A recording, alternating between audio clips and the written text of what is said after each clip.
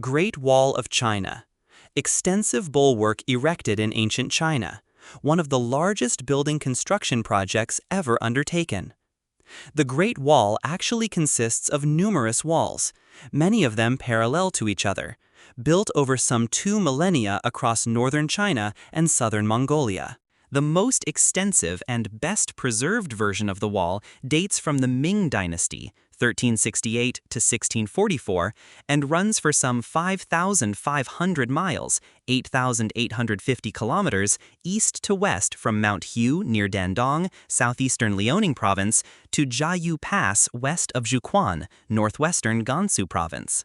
This wall often traces the crest lines of hills and mountains as it snakes across the Chinese countryside, and about 1/4 of its length consists solely of natural barriers, such as rivers and mountain ridges. Nearly all of the rest, about 70% of the total length, is actual constructed wall, with the small remaining stretches constituting ditches or moats. Although lengthy sections of the wall are now in ruins or have disappeared completely, it is still one of the more remarkable structures on Earth. The Great Wall was designated a UNESCO World Heritage Site in 1987. Large parts of the fortification system date from the 7th through the 4th century BCE. In the 3rd century BCE, Shi Huangdi, Qin Shi Huang, the first emperor of a united China under the Qin dynasty, connected a number of existing defensive walls into a single system. Traditionally, the eastern terminus of the wall was considered to be Shanhai Pass, Shanhaiguan, in eastern Hebei province along the coast of the Bohai, Gulf of Chile, and the wall's length, without its branches and other secondary sections, was thought to extend for some 4,160 miles, 6,700 kilometers. However, government-sponsored investigations that began in the 1990s revealed sections of wall in Liaoning, and aerial and satellite surveillance eventually proved that this wall stretched continuously through much of the province. The greater total length of the Ming Wall was announced in 2009. Passes were major strongholds along the wall, usually located at such key positions as intersections with trade routes. The ramparts of many passes were faced with huge bricks and stones, with dirt and crushed stones as filler. The bastions measured some 30 feet, 10 meters, high, and 13 to 16 feet, 4 to 5 meters, wide at the top. Within each pass were access ramps for horses and ladders for soldiers. The outside parapet was crenellated, and the inside parapet, or yuqiang, nuqiang, was a low wall about 3 feet, 1 meter, high that prevented people and horses from falling off the top. In addition to serving as an access point for merchants and other civilians, the gate within the pass was used as an exit for the garrison to counterattack raiders or to send out patrols. Under the gate arch, there was typically a huge double door of wood. Bolts and locker rings were set in the inner panel of each door. On top of each gate was a gate tower that served as a watchtower and command post.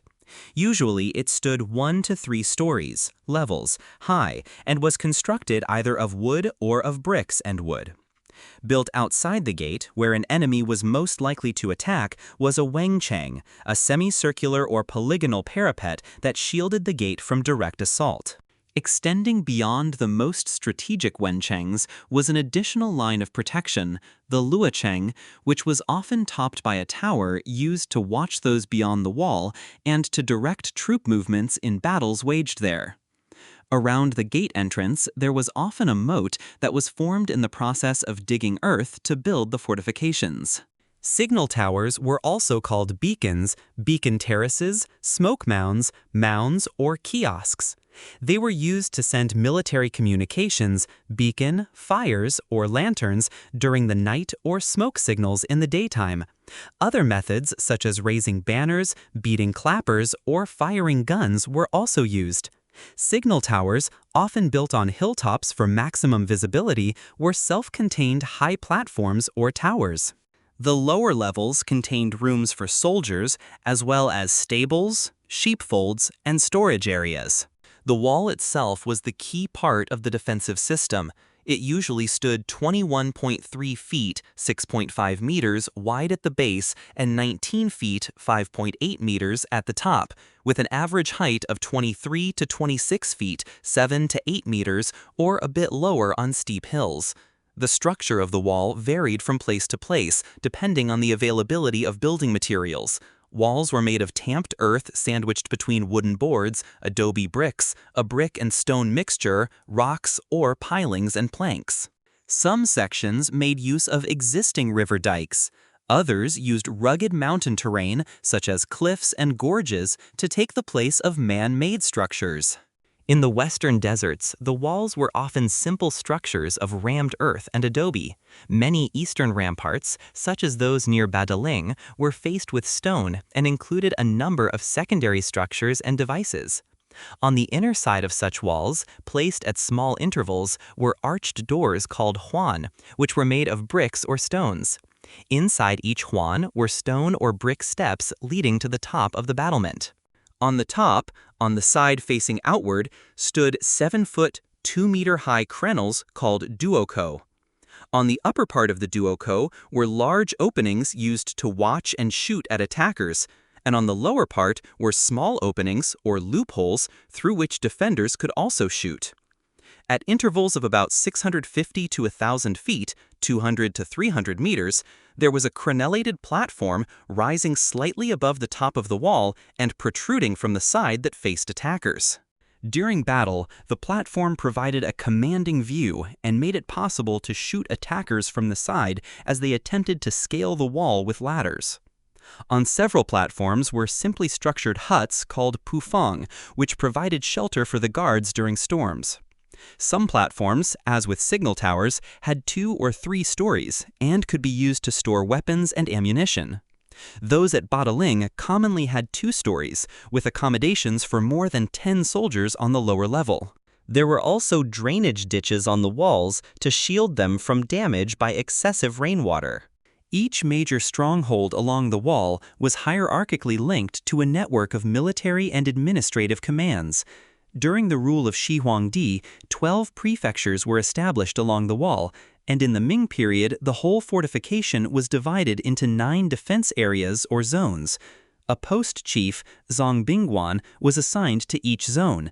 Together, they were known as the 9 border garrisons. The Great Wall has long been incorporated into Chinese mythology and popular symbolism, and in the 20th century, it came to be regarded as a national symbol. Above the East Gate, Dongmen, at Shanhai Pass, is an inscription attributed to the medieval historian Xiao Shen, which is translated as First Pass Under Heaven, referring to the traditional division between Chinese civilization and the barbarian lands to the north. Despite the wall's cultural significance, roadways have been cut through it at several points, and vast sections have suffered centuries of neglect. In the 1970s, a segment near Simatai, 68 miles, 110 kilometers northeast of Beijing, was dismantled for building materials, but it was subsequently rebuilt. Other areas have also been restored, including just northwest of Jiayu Pass at the western limit of the wall, at Huangye Pass, some 105 miles, 170 kilometers north of Tianjin, and at Mutianyu, about 55 miles, 90 kilometers northeast of Beijing. The best-known section, at Badaling, 43 miles, 70 kilometers northwest of Beijing, was rebuilt in the late 1950s.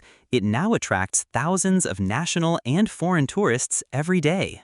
Portions of the wall around Shanhai Pass and at Mount Hu, the eastern terminus, also had been rebuilt by 2000.